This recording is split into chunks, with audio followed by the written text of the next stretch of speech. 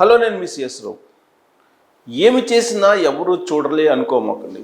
దేవుడు చూస్తూ ఉంటాడు అనేది ఆధ్యాత్మికవేత్తలు చెప్తూ ఉంటారు. తిరుమల తిరుపతి దేవస్థానం ప్రధాన అర్చకులుగా ఉన్నటువంటి రమణ దీక్షితులు కూడా అదే చెప్పేవాళ్ళు.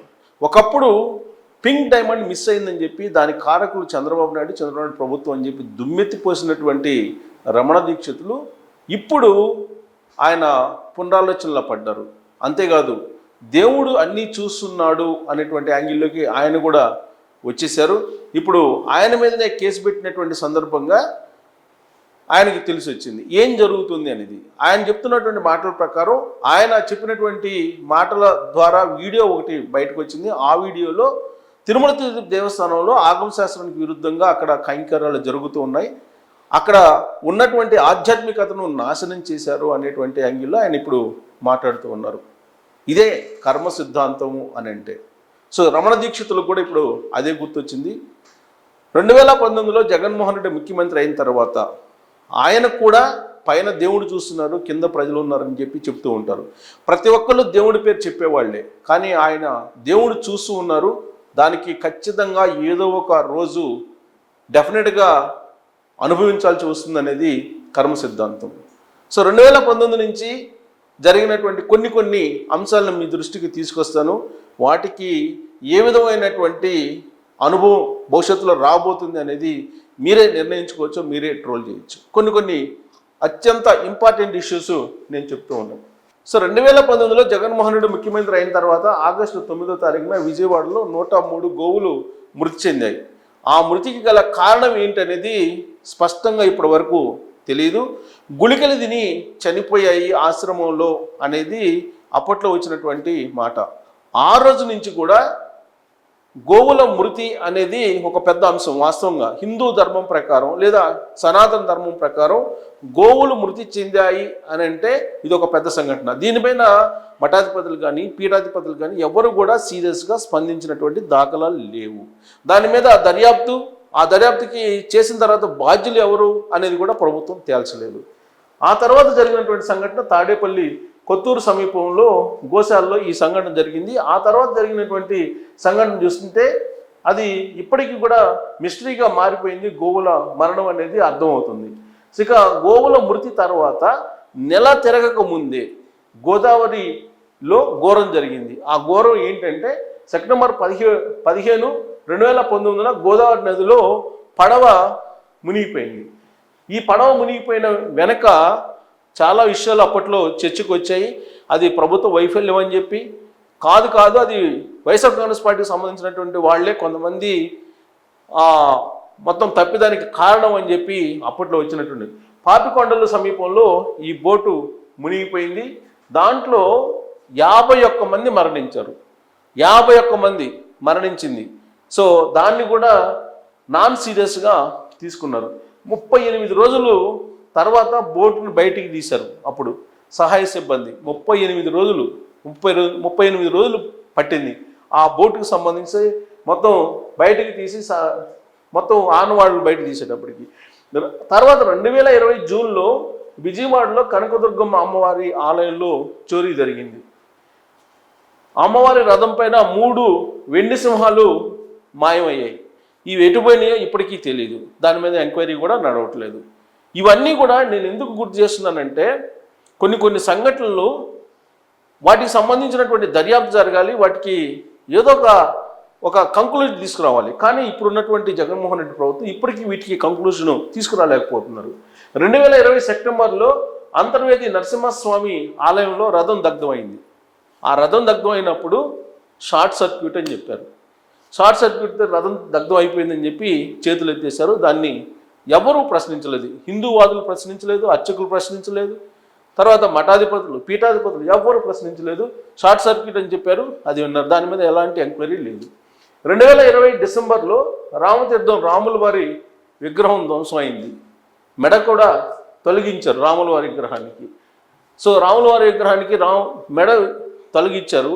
అయినప్పటికీ దాని మీద ఎంక్వైరీ నడవలేదు. అది చేసినటువంటి వాళ్ళు ఎవరు అనేది ఇప్పటి వరకు బయటికి తీసుకురాలేదు. 400 ఏళ్ళ నాటి పురాతనమైనటువంటి విగ్రహం అది.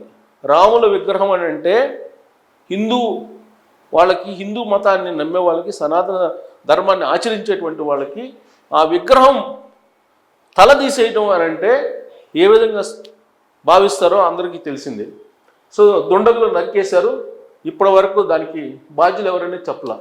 ఇక సత్యసాయి జిల్లా పెనుగొండలో ఘోరం ఇప్పుడు తాజాగా తీసుకుంటే, ఆ ఘోరం ఏంటంటే వందలాది కోతుల్ని చంపేశారు. ఎవరంటే దుండగులు అని చెప్తున్నారు. ఇది తాజాగా జరిగింది, 2 రోజుల క్రితం జరిగినటువంటి సంఘటన. వందలాది కోతుల్ని, మనం కోతులు అనగానే హనుమానికి ప్రతిరూపం అని చెప్పి భావిస్తూ ఉంటారు హిందువులు. అలాంటి కోతుల్ని, వందలాది కోతుల్ని చంపేసి జేసీబీలతో గొయ్యలతో తీసి పాతి పెట్టి అధికారులు సమక్షంలో జరిగిందని చెప్పి చెప్తూ ఉన్నారు. బట్ అది ఇంకా అసలు ఎందుకు చంపారు, ఎందుకు పాతి పెట్టారు, ఎవరు పాతి పెట్టారు అనేది ఇప్పటి వరకు బయటకు రావట్లా. సో ఇవి కొన్ని సంఘటనలు మాత్రమే. ఈ సంఘటనలు మనం కనుక చూస్తే ఈ మొత్తం కూడా హిందూ సాంప్రదాయానికి, సంస్కృతికి, వీటన్నిటికీ సంబంధించినటువంటి ఇష్యూ. ఒక విగ్రహాన్ని పూజించున్నారంటే అది కేవలం రాతి బండగా ఎవరు హిందువులు భావించరు. రామతీర్థంలో రాముని విగ్రహం తల తీసేశారనంటే అది హిందూ ధర్మం ప్రకారం ఏంటి అనేది మఠాధిపతులు, పీఠాధిపతులు వీళ్ళు చెప్పాలి. అలాగే గోవులు మరణించాయనంటే 103 గోవులు మరణించాయంటే అది చిన్న విషయం కాదు. కానీ ఎవరు ప్రశ్నించట్లేదు. ఎందుకు ప్రశ్నించట్లేదు?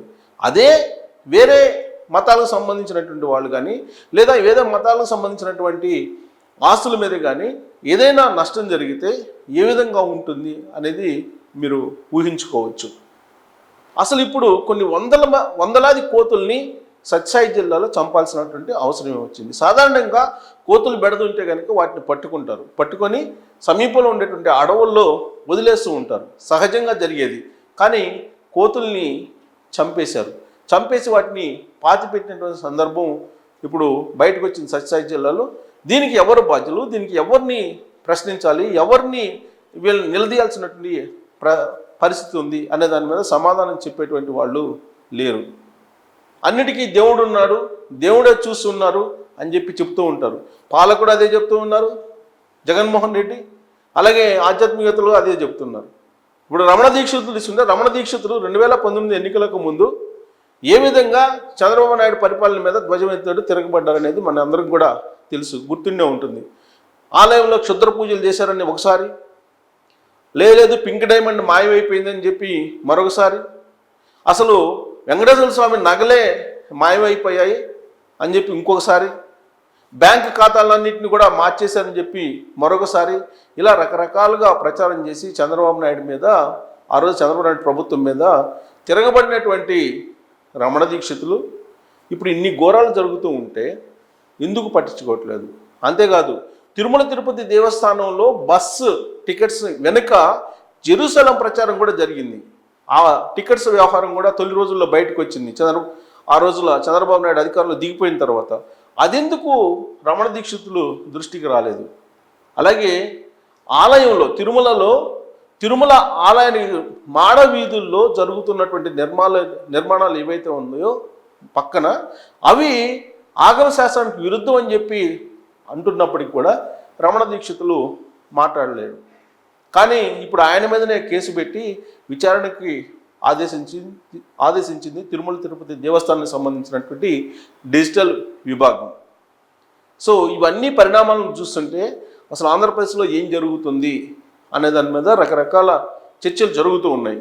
సో కొన్ని నేను ఇక్కడ మెన్షన్ చేయడం జరిగింది. గతంలో కూడా కొండగట్టు తెలంగాణలో కోతులు అక్కడ మరణించాయి, ఆ తర్వాత బస్సు ప్రమాదం జరిగింది. సో ఇవన్నీ కూడా హిందూ ధర్మం, సనాతన ధర్మానికి లింకప్ అయి ఉన్నాయి. ప్రతిదీ దేవుడు చూస్తూ ఉన్నారు. వీటన్నిటికీ ఏదో ఒక రోజు మూల్యం ఎవరు చెల్లించాలి అనే దాని మీద కాలమే నిర్ణయించాల్సి ఉంది. సో రమణ దీక్షితులు లాంటి వాళ్ళు ఇప్పుడు కూడా కాముగా ఉంటే, మౌనంగా ఉంటే రాబోయేటువంటి పరిణామాలు హిందూ సమాజానికి కానీ, హిందూ దేవాలయానికి కానీ, లేదా హిందూ దేవాలయాల్లో ఏం జరుగుతుంది అనేది కూడా పరిశీలించాల్సిన అవసరం ఉంది. సో ఇప్పుడు ఆంధ్రప్రదేశ్లో నేను కోట్ చేసినటువంటి ప్రధానమైన అంశాలు ఏవైతే ఉన్నాయో వాటిని కంక్లూడ్ తీసుకోవాల్సిన అవసరం ఉందా లేదా అనే దాని మీద మీ అభిప్రాయాలని తెలియజేయచ్చు, ట్రోల్ చేయొచ్చు. Thank you very much.